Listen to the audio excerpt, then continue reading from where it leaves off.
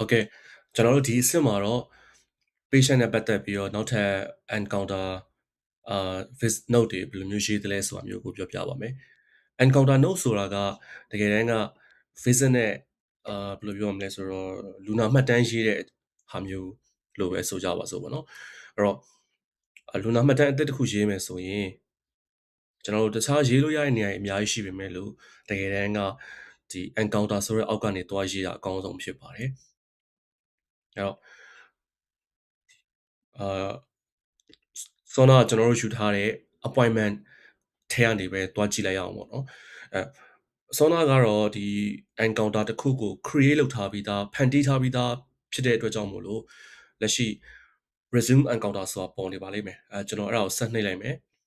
ဆက်နှိပ်လိုက်ရင်အခုလိုမျိုးပဲပြန်ပေါ်လာပါလိမ့်မယ်အဲ့တော့ကျွန်တော်တို့ဒီ patient နဲ့ပတ်သက်တဲ့အချက်လက်တချို့ကိုဖြည့်လိုက်ပါမယ်ပထမဆုံး note တစ်ခုကိုရေးဖို့အတွက် add first note ကိုရွှေ့လိုက်မယ်ဒီ page ကိုကြည့်လိုက်တယ်ဆိုလို့ရှိရင်ဒီ take မှာမြင်ရတာကတော့လက်ရှိ encounter ကိုစရေးရဲ့အချိန်ပေါ့ပြီးတော့ဘယ်သူကနေပြီးမှတ်တမ်းဖြည့်နေတယ်လဲဆိုတာမျိုးလည်းမြင်ရတယ်ပြီးတော့ဒီ patient ရဲ့အချက်လက်လေးတွေကိုဒီမှာမြင်ရပါတယ်အသက်ဘယ်လောက်ရှိသလဲ gender ပါလဲဆိုတာမျိုးသူ့ကိုဒီမှာထပ်နှိပ်လိုက်ပြီဆိုတာနဲ့နောက်ထပ်သူ့ရဲ့ patient ရဲ့အသေးစိတ်အချက်လက်ကိုလည်းဆက်ဆုံးလာ page ကိုလည်းပြန်ရောက်သွားပါလိမ့်မယ်နောက်သူ့မှာရှိထားတဲ့ allergies တွေနောက်ထပ် appointment တွေရှိသေးရဆိုလို့ရှိရင်လည်းဘယ်ရက်မှာရှိသလဲဆိုတာမျိုးတွေကိုဒီမှာလာပြီးတော့ပြထားပေးပါတယ်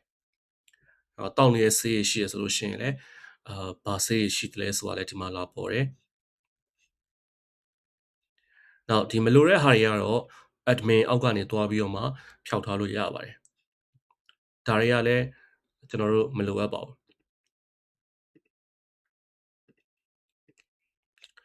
နောက်ပြီးတော့အောက်ဆုံးမှာ book fire ဆိုတာလေးပေါ်လိမ့်မယ်ဒါကတော့အခုကျွန်တော်တို့ဖွင့်ထားတဲ့ encounter ဒီ visit ကပေါ့နော်ဒီလူနာကြည့်ရဲ့ session ကဒီ booking ကနေလာဖြစ်တဲ့အတွက်ကြောင့်မို့လို့ကျွန်တော်တို့အခုလိုမြင်ရတာဖြစ်ပါတယ် okay ဒါဆိုရင်သူနဲ့ပတ်သက်တဲ့အချက်လက်တွေကိုကျွန်တော်တို့ကဒီမှာလောလောလတ်ရေးလို့ရပါတယ်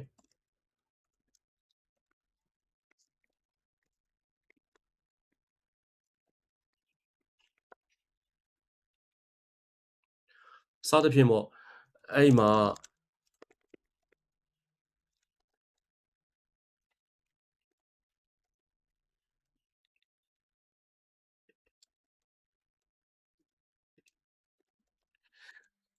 အဲ့လိုပဲကျွန်တော်စိတ်တချို့ရေးပေးလိုက်တယ်ပေါ့နော်နောက်ထပ် okay လူမဟုတ်ဘဲနဲ့တခါတလေကြာရင်ကျွန်တော်တို့က font တွေသုံးချင်တာရှိတယ်အဲ့သုံးမဲ့ font တွေကိုဒီနာဒီ tool bar လေးကနေပြီးယူလို့ရပါတယ်ကျွန်တော်ဒီမြင်းဆောင်လေးကိုယူလိုက်လို့ရတယ်ဒါအောင်နှိပ်လို့လည်းရတယ်လို့ဒါမှမဟုတ်ကျွန်တော်ဒီမှာ slash နှိပ်ပြီဆိုတာနဲ့ဒီမှာလည်းပေါ်လာပါလိမ့်မယ်အဲ့တော့ကျွန်တော် drag ကိုရွေးလိုက်တယ်ပြီးပြီဆိုတာနဲ့ဒီကနေပြီးတော့ဒီမှာ paracetamol ကိုကျွန်တော်ထည့်လိုက်မယ်လောဆယ်တော့ paracetamol မရှိဘူးacetaminophen ပဲရှိရပါတော့အဲ့တော့ acetaminophen ကျွန်တော်ရွေးလိုက်မယ် tablet 500 mg ပြီးတော့ဒီမှာ frequency ကိုရွေးမယ်ပြီးပြီဆိုတာနဲ့ add medication နှိပ်လိုက်ပြီဆိုရင်အခုလိုမျိုးတစ်ခါတည်းဒီအောက်မှာပေါ်လာပါလိမ့်မယ်အဲ့တော့ကျွန်တော်ထပ်ထည့်ခြင်းတော့အကုန်လုံးထပ်ထည့်လို့ရပါတယ်နောက်တခြားသော vitals တွေထည့်မယ်ဆိုလို့ရှိရင်လည်းဒီမှာထပ်ထည့်လို့ရမယ်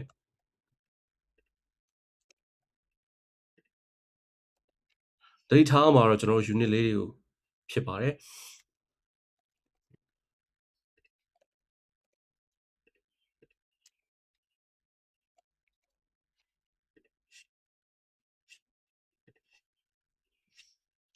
โอเค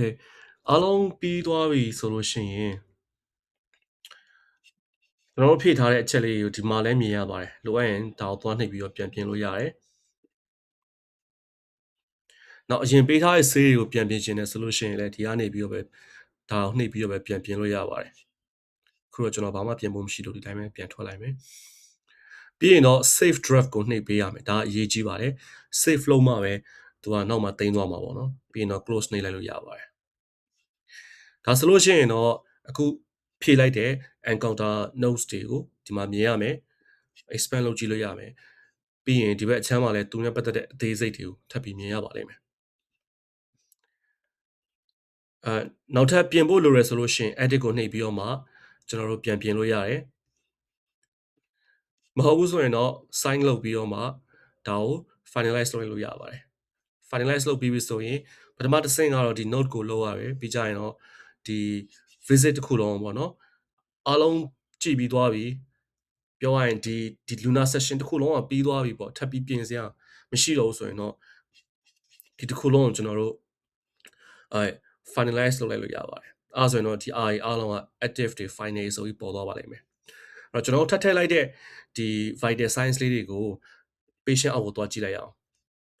patient မှာဆိုရင်အခုထပ်တိုးလိုက်တဲ့ acetaminophen ဆိုတဲ့ဆေးကဒီမှာလာပေါ်လိမ့်မယ်နောက်ဆောနာထည့်ထားတဲ့ vitals တွေကဘယ်ထဲရောက်သွားလဲပေါ့နော်ကျွန်တော်တို့ chat ထဲကိုတစ်ချက်သွားကြည့်လိုက်ရအောင်ဒီမှာ chat ထဲမှာ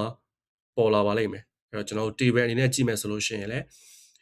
ကျွန်တော်တို့ထည့်ထားတဲ့ data တွေကိုဒီမှာလာပေါ်တယ်နောက် all ကိုကြည့်လိုက်မယ်ဆိုလို့ရှိရင်တော့ဟာမှာမြင်တဲ့အတိုင်းမြင်ရပါလိမ့်မယ်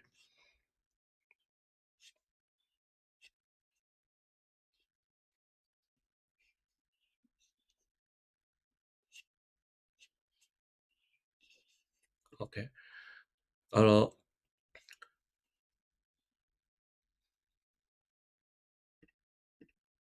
โอเคကျွန်တော်နောက်ကိုပြန်ထွက်လိုက်မယ်ဒါဆိုလို့ရှိရင်အခု AI summary ဆိုတာလေးကပေါ်နေပါလိမ့်မယ်ဒါကိုကျွန်တော်တစ်ချက်ခေါ်ပြပါမယ် AI နဲ့ပတ်သက်လို့အသေးစိတ်ကလည်းပြီးကြရင်ထပ်ပြီးတော့မှပြောပြပါမယ်အဲ့တော့ generate ကိုတစ်ချက်နှိပ်လိုက်ပြီဆိုတာ ਨੇ okay ကျွန်တော်ဒီမှာ credit မရှိတော့လောလောဆယ်ဒီ account မှာတော့ credit မရှိတဲ့အတွက်ကြောင့်မို့လို့ error တက်တာဖြစ်ပါတယ်ထားလိုက်မယ်ကျွန်တော်တို့ credit ပြန်ရတဲ့အခါကျတော့မှပဲပြန်သုံးတာပေါ့နော် okay encounter နဲ့ပတ်သက်ပြီဆိုလို့ရှိရင်တော့ဒီလောက်ပါပဲကျေးဇူးတင်ပါတယ်